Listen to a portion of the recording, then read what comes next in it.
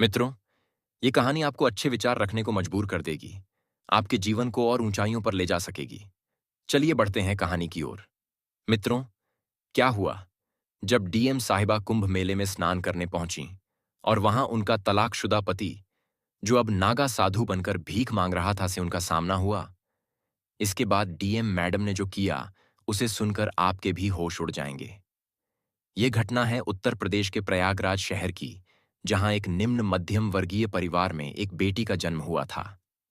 परिवार में पहले भी कई लड़कियां जन्मी थीं, और जब फिर से एक लड़की का जन्म हुआ तो परिवार के लोग मायूस हो गए। सभी को बेटा चाहिए था, लेकिन बेटी के जन्म पर कोई खुश नहीं था। बच्ची का नाम कविता रखा गया। कविता के पिता का नाम दीनदयाल और मां का नाम सवित्री था। कविता बचपन से ही पढ़ाई में बहुत होशियार थी। वह प्रयागराज के ही एक सरकारी स्कूल में पढ़ाई करती थी और हमेशा अपनी कक्षा में सबसे ज्यादा अंक लाकर पास होती थी। उसके स्कूल के शिक्षक अक्सर उसके माता पिता से कहा करते थे कि उनकी बेटी बहुत होशियार है और इसका भविष्य उज्जवल है। वे उन्हें सलाह देते थे कि कविता को आगे पढ़ाएं ताकि वह एक अच्छी नौकरी कर सके। लेकिन उसके पिता हमेशा कहा करते थे, ये तो एक लड़की है, इसे क्या आगे पढ़ाना? ये पढ़ लिख कर क्या करेगी? इसे तो ससुराल जाकर चूल्हा चौका ही संभालना पड़ेगा, इसलिए इसे पढ़ाने की कोई जरूरत नहीं है।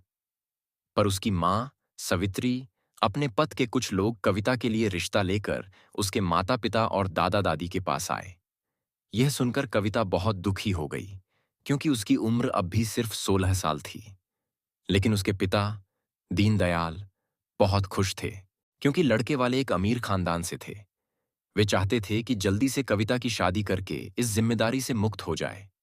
कविता के दादा दादी भी इस रिश्ते के लिए तैयार हो गए, लेकिन उसकी मां सवित्री अब भी उदास थी।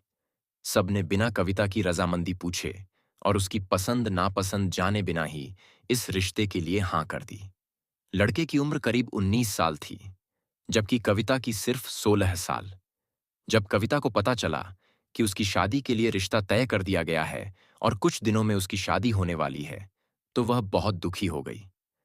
अभी कविता शादी नहीं करना चाहती है, उसे पढ़ाई करने दीजिए, इसकी शादी हम बाद में करवा देंगे। यह सुनकर दीनदयाल बहुत गुस्से में आ गए। उन्होंने सवित्री को खूब मारा और प्रताड़ित किया, कहते हुए, तू ही इस लड़की को बिगाड़ रही है। बड़ी होकर यह किसी लड़के के साथ भागकर शादी कर लेगी और मेरा नाम समाज में डूबा देगी। इससे अच्छा है कि मैं अभी इसकी शादी करके इस समस्या से छुटकारा पालूं। यह सब सुनकर कविता बहुत दुखी हो गई। अपनी मां को मार खाते हुए देखकर वह भी पिघल गई और शादी के लिए हां कर दी। इसके बाद उसकी 10वीं की परीक्षा हुई, जिसमें वह अच्छे नंबरों से पास हुई। लेकिन अब उसकी शादी की तारीख पास आ गई और उसे यह बाल विवाह करना पड़ा, जो वह नहीं चाहती थी। शादी के अगले दिन कविता ने अपने पति से बात करने की कोशिश की, लेकिन उसका पति न तो उसकी ओर देखता था और न ही उसके करीब आता था। शादी के बाद भी दोनों के बीच दूरियां बनी रहीं। कविता अपने सास ससुर और घर के अन्य लोगों की सेवा करती थी। वह सुबह जल्दी उठकर खाना बनाती, घर की सफाई करती, और धीरे धीरे उसके सास ससुर भी उसे प्रताड़ित करने लगे। आए दिन वे उसे ताने मारते और ढेर सारा काम करवाते। अब उसका पति भी धीरे धीरे प्रताड़ना में शामिल हो गया। वह रोज रात को शराब पीकर आता और कविता को परेशान करता और बिना किसी बात के शोषित करता और परेशान करता था। कविता धीरे धीरे बहुत ज्यादा परेशान हो रही थी। एक दिन वह अपने माता पिता के घर जाती हैं, जहां वह अपनी मां और अपने पिता को अपने साथ हो रहे अत्याचार के बारे में बताती है। लेकिन उसके पिता उसका साथ नहीं देते और कहते हैं, जैसा तेरे सास ससुर कहें तू वैसा ही कर, अपने पति से ज्यादा झगड़ा मत किया कर। ऐसा कहकर वे कविता को ससुराल वापस भेज देते हैं। अब न तो उसके पिता उसकी सहायता करते हैं और न ही कोई उसका पक्ष लेता है। ससुराल उसका पूरी तरह से नरक बन चुका था। एक दिन कविता की मुलाकात उसकी सहेली सरोज से होती है। सरोज कहती है, तेरा 10वीं का रिजल्ट आ गया है और तूने पूरे बोर्ड में सबसे ज्यादा नंबर लाकर टॉप किया है। यह सुनकर कविता खुश तो होती है, लेकिन मायूस भी हो जाती है और अपनी सहेली के सामने फूट फूट कर रोने लगती है। सरोज पूछती है, क्या हुआ? तूने पूरे जिले और प्रदेश में टॉप किया है, फिर तू रो क्यों रही है? तू कविता अपनी आप बीती बताती है और कहती है, मुझे तो आगे पढ़ाई करनी है और एक बड़ा अधिकारी बनना है, लेकिन मेरे ससुराल वाले मुझे बहुत प्रताड़ित करते हैं, मुझसे खूब काम करवाते हैं और मेरा पति मुझे रोज रात को मारता है खूब। माँ, अपनी पढ़ाई जारी रख और 11वीं की परीक्षा दे और आगे तू 12वीं भी कर और आगे जाकर एक बड़ी अफसर बन। अगर तू ऐसे ही इस नरक में रहेगी तो अपनी पूरी जिंदगी कैसे बिताएगी? सरोज कविता का काफी उत्साह बढ़ाती है और कहती है, तू आगे पढ़ाई कर, तेरे बहुत बड़े सपने थे। आखिर क्या हुआ तेरे उन सपनों का? इसके बाद कविता गहरी सोच में पड़ जाती है। थोड़ा समय आगे बढ़ता है, लेकिन सरोज की बातें कविता के दिमाग में गहराई से बैठ जाती हैं। इसके बाद कविता के दिमाग में कई तरह के विचार आते हैं और एक दिन वह अपने ससुराल को छोड़कर भागने का ठान लेती है। एक रात वह अपने कुछ गहने, जो उसके माता पिता ने उसे दिए थे, लेकर ससुराल छोड़ देती है और बस पकड़कर दिल्ली चली जाते हैं, जहां वह अपनी 11वीं की परीक्षा देती है और 12वीं में भी दाखिला मिल जाता है। वह छात्रवृत्ति के आधार पर अपना दाखिला लेती है और अपनी दोस्त के घर पर ही रहती थी। उसके पास कुछ पैसे और गहने भी थे, जिससे उसका गुजारा चलता। धीरे धीरे समय आगे बढ़ता है। उसके माता पिता और ससुराल वाले कविता को ढूंढ ढूंढ कर हार मान चुके थे। उधर कविता अपनी आगे की पढ़ाई जारी रखती है। समय के साथ वह 12वीं कक्षा में भी अच्छे नंबरों से पास हो जाती है। इसके बाद उसके अच्छे परिणाम के आधार पर उसे एक अच्छे कॉलेज में एडमिशन मिल जाता और वह बीए की परीक्षा में भी काफी अच्छे नंबर लाकर पास होती है और अपना नाम रोशन करती है। अब उसका लक्ष्य आगे एक बड़े अफसर बनने का था। एक दिन उसके कॉलेज में दिल्ली की कलेक्टर मैडम आती है।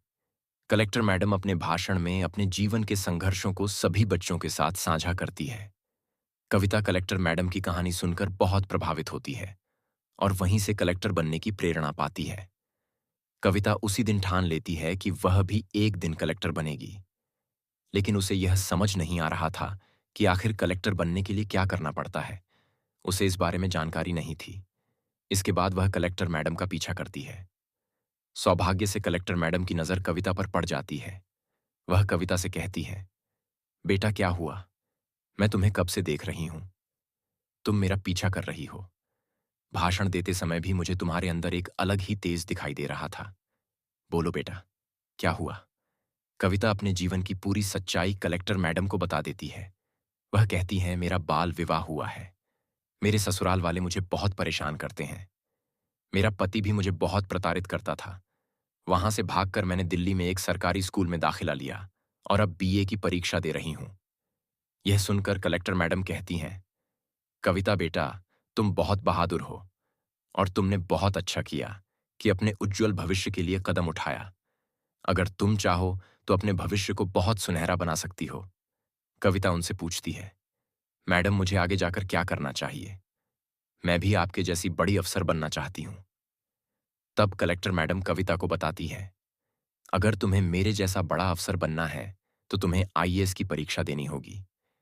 ये परीक्षा काफी कठिन होती है, लेकिन मुझे तुम्हें वह काबिलियत नजर आ रही है। अगर तुम चाहो तो ये परीक्षा दो और इसकी तैयारी करो। एक दिन तुम भी एक बहुत अच्छी कलेक्टर बनोगी। ये सुनकर कविता बहुत प्रभावित होती है। अब उसे अपना लक्ष्य मिल चुका था। वह समझ चुकी थी कि उसे कलेक्टर बनना है।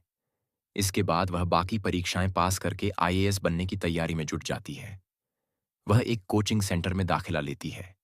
उसके पास जो गहने पड़े थे उन्हें बेचकर वह अपना दाखिला कराती है। कविता अपनी आगे की पढ़ाई जारी रखती है।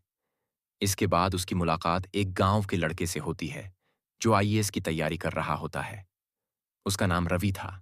कविता और रवि के बीच धीरे धीरे दोस्ती हो जाती है। रवि भी पढ़ाई में बहुत तेज था और उसकी जिंदगी की कहानी भी काफी गंभीर थी।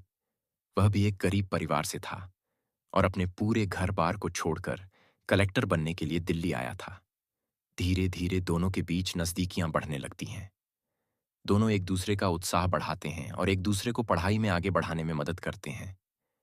वे साथ में आईएएस की परीक्षा की तैयारी कर रहे होते हैं। एक के बाद एक वे आईएएस की परीक्षाएं देते जाते हैं और पहली परीक्षा में दोनों अच्छे नंबर लाकर पास हो जाते हैं। उनके अंदर काफी उत्साह था और दोनों मन लगाकर साथ में पढ़ाई कर रहे थे। लेकिन जहां एक लड़का और एक लड़की होते हैं, वहां पर रिश्ता दोस्ती तक सीमित नहीं रहता। ये रिश्ता एक समय पर आकर आगे बढ़ ही जाता है। दोनों के बीच नजदीकियां और बढ़ती हैं।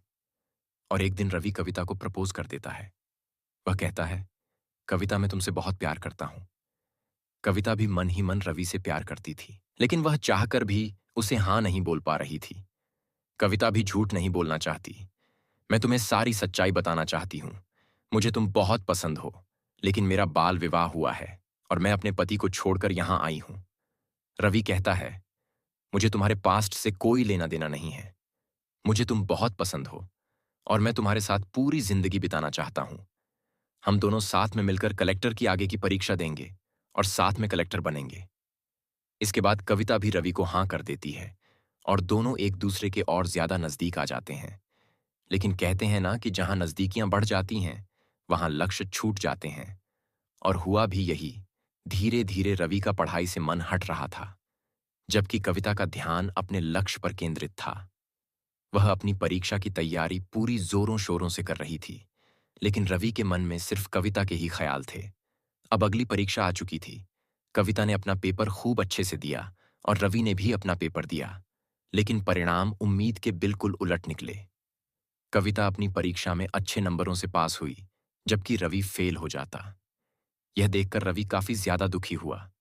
कविता ने भी रवि से कहा, हम कुछ समय के लिए अब दूर रहेंगे, क्योंकि अगर हम दोनों ऐसे ही साथ रहेंगे तो इसका असर हमारी पढ़ाई पर पड़ेगा। और अब आखिरी पड़ाव आ चुका है। हाँ, तुमने पूरे जिले में टॉप किया है और अब तुम्हें कलेक्टर बनने का अवसर मिलेगा। मुझे खुशी है कि तुमने यह साबित कर दिया कि किसी भी मुश्किल को पार कर बड़े लक्ष्य को हासिल किया जा सकता है। कविता की आंखों में आंसू थे। कविता के लिए यह सफलता सिर्फ एक व्यक्तिगत उपलब्धि नहीं थी, बल्कि यह हर उस कठिनाई, संघर्ष और दर्द का प्रतीक थी जिसे उसने अपने जीवन में सहा था। कविता का जीवन अब एक नई शुरुआत की ओर बढ़ रहा था और रवि भी उसकी सफलता को देखकर गर्व महसूस कर रहा था।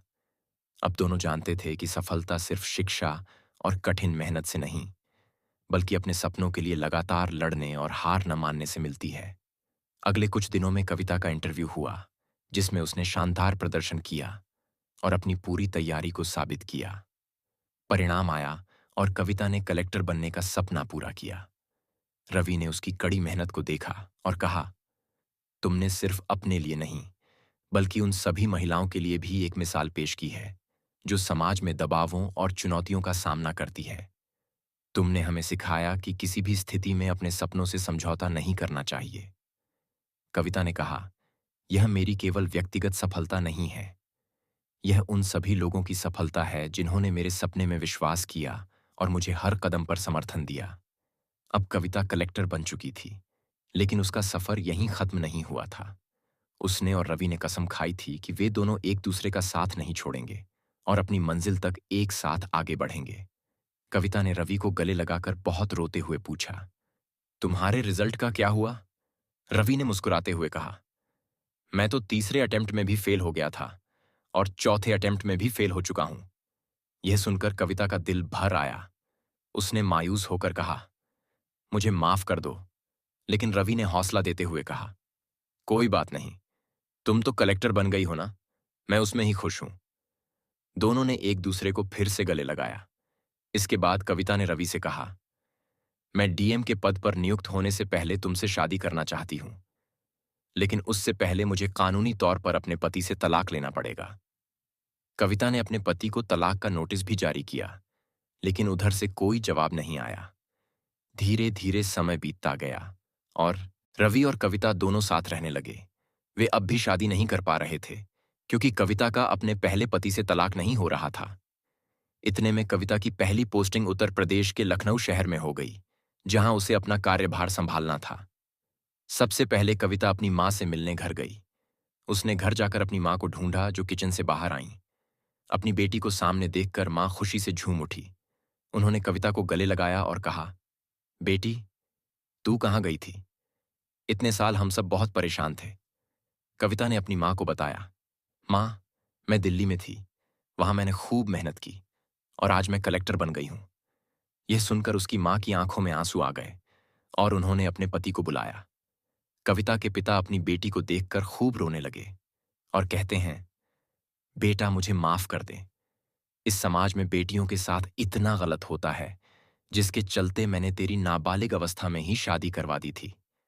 तेरे ससुराल वालों ने तुझे बहुत प्रताड़ित किया था, फिर भी मैंने तेरी एक नहीं सुनी थी। आज मुझे इसका खूब एहसास हो रहा है। कविता के पिता रो रोकर उससे माफी मांगने लगे। कविता ने अपने दोनों माता पिता को गले लगाते हुए कहा, अब सब ठीक है, आप मेरे साथ चलिए। हम अब एक अच्छे घर में साथ रहेंगे। इसके साथ ही कविता के माता पिता भी उसके साथ रहने लग गए। धीरे धीरे एक दिन प्रयागराज में महाकुंभ मेले का आयोजन हो रहा था। माँ ने उससे कहा, बेटा, अगर तुम्हें अपने काम से थोड़ी सी फुर्सत मिल जाए तो हम प्रयागराज कुंभ मेले में चलें। कविता ने अपनी नौकरी से 2 दिनों की छुट्टी लेकर अपने माता पिता के साथ प्रयागराज जाने का फैसला किया। यह महाकुंभ सदी का सबसे बड़ा आयोजन था। वहां कुंभ मेले की रौनक अपने चरम पर थी। साधुओं और चमत्कारिक संतों की भीड़ से मेले का माहौल अद्भुत हो गया था। डीएम मैडम, कविता अपनी माँ और पिता के साथ इस पवित्र महाकुंभ मेला घूम रही थी। वह गंगा नदी के घाट पर पहुंची, जहां स्नान हो रहा था। तभी अचानक एक नागा साधु वहां आता है और कविता के पैर पकड़ने लग जाता है। कविता ने चौंकते हुए साधु से पूछा, आप मेरे पैर क्यों पकड़ रहे हो? साधु महात्मा ने अपने मुंह से राख हटाई और यह देखकर कविता स्तब्ध रह गई। वह साधु कोई और नहीं, बल्कि उसका पहला पति था। कविता ने कहा, आप साधु के रूप में कैसे? साधु यानी कविता के पति ने कहा, जब तक तुम मेरे साथ थीं, मैंने तुम्हारी कदर नहीं की।